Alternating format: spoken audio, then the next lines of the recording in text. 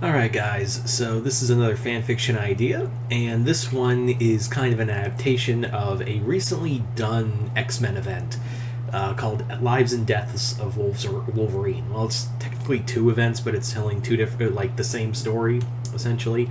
And I'm just kind of like taking bits and pieces of that event and doing it as its own thing. I thought it would be kind of fun to do that. God knows how many views this is gonna get, but who knows? Fuck me, right? I fucking hate myself sometimes. Anyway, sorry, I'm having an episode. anyway. Anyway. What was I doing? Oh, right. Story. Anyway. So the story is that essentially what happens is that Xana from Code Lyoko has a different scheme this time around. Basically what Xana has done is create a new, like, his new plan is, like, rather than attack outright, he's decided to use, because basically the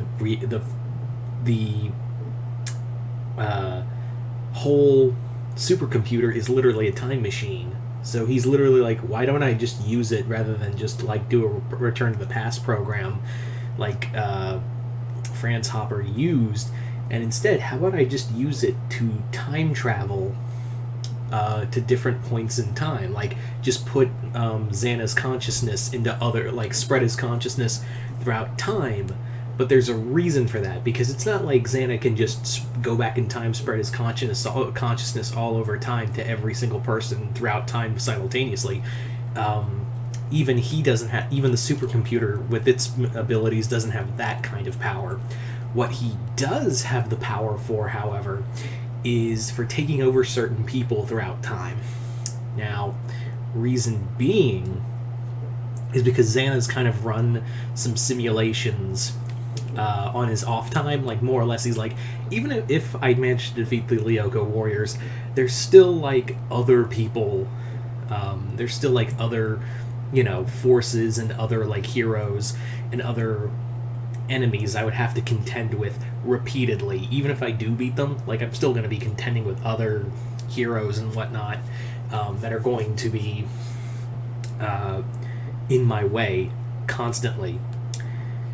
So, what Xana plans to do is is more or less spread himself throughout the time stream through various points in time, and spread his consciousness to certain people, possess them, and kill these other people before they become a threat. Like, he wants to get to certain points in time to erase these people from the like take out their bloodline and keep them from ever existing.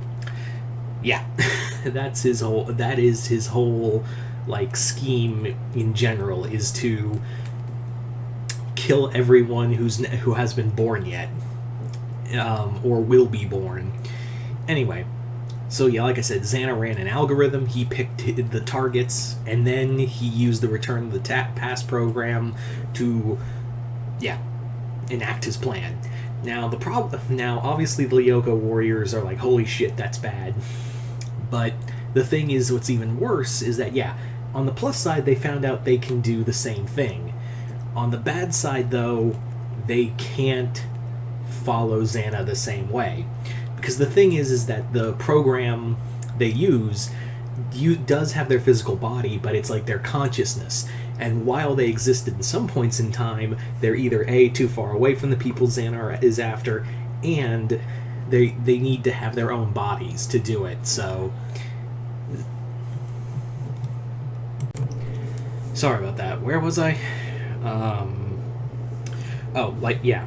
So like I said, the Lyoko warriors could do that, but like they don't have their Xana didn't need a physical body, because all he is just a digital consciousness, whereas they need physical bodies, and they need their own physical bodies to like transfer to.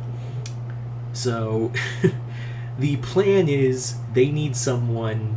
They basically got all the heroes here, and the problem is that they need someone who has like lived long enough to do this, like lived long enough to like more or less survive in the past as well as survive in the far future. And also the other thing is too, like they would have to jump around their consciousness from one body to of the like a they would have to move their consciousness from one of their bodies to the next. Like 1 second, like, oh, Xana's in the future, boom, you're in the future, you're in your future body. Or Xana's in the past, boom, you're in your body's in the past, you're putting your consciousness in your past body. So basically, they need someone who has longevity to them. Like, they need someone who is essentially immortal, or at the very least has a very long life. Now, initially, Optimus offers to go. Optimus Prime offers to go because he's like, yeah, I have I've lived a very long life. I can, I've lived in both I'm probably alive in the future. I'm also probably alive in the past. I'm obviously shut down. And they're like, no, you can't go, or any of the Autobots can't go, because you'd mess up the time stream.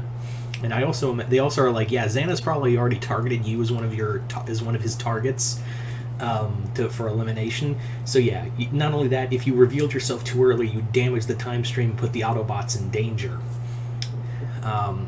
So they have to find someone who can be a little more discreet. So what happens is they contact an immortal. They find their way to Rin Asogi from Daughters of Minosumi, which is a really good anime. Also pretty adult, I'm not gonna lie. So, be of age when watching that. But Rin is immortal. And I'm not talking like the cut off the head and the body will die, or like there's a special spell to kill this immortal. No, I mean like you can't do anything to kill her immortal, kind of immortal. And more or less they contact Rin, they asked her for help, and we'll pay you whatever, because she is kind of a hired gun. And Rin's like, right on, I'm in. So Rin is now like thrown her consciousness through the past and present and future to multiple points in time to stop Xana from, like, more or less what Xana does is like he's running through the time stream and like possessing a person or a monster or an animal or something to try to assassinate whoever he has he's run an algorithm like, I'll take that one out. Like, for instance, he actually one of his first targets is Tarzan, like way back in the 1800s, and he takes over Clayton's body. You may be thinking, well, that's weird. Why, Tarzan doesn't exist then? No, but in here, Tarzan is a direct ancestor to Danny Fenton in this story. So yeah, Tarzan and Danny are related in this story. So Rin has to take over her body in the past, in the 1800s, save Tarzan, get the hell out. There's also, she goes to save,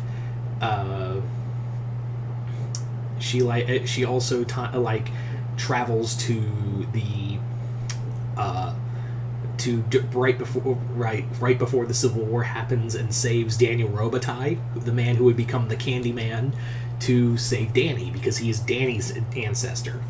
Then she goes to there's another point where she goes to the far future to save the children of the heroes. Because more or less Xana's like, if he runs the simulations, is like, if I live long enough, I'm going to run into their kids, so I might want to kill their fucking kids. It's not only that, like, he goes to save Dr. Benton Quest, because not only would he give birth, like, his son Johnny Quest, but more also Benton would be the inspiration for Nora Wakeman, to give her the inspiration to build XJ9. So he has to save her.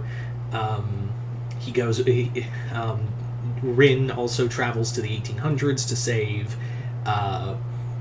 Dracula, who would become Alucard. Yeah, it's just a time-traveling adventure. And the person helping to guide Rin through all of this while her consciousness is in the supercomputer, Clockwork is the one guiding her through the time stream to save her. I mean, to help save these ancestors and whatnot. So there you go, guys. That is pretty much my take on the lives and deaths of Wolverine. You guys tell me in the comments below, what did you guys think of it? Like it, hate it, and what characters would you have Rin save from Xana's time stream attack? Just comment below, let me know, and once again, I'm Mr. Multiverse. I'll see you next time in the Multiverse.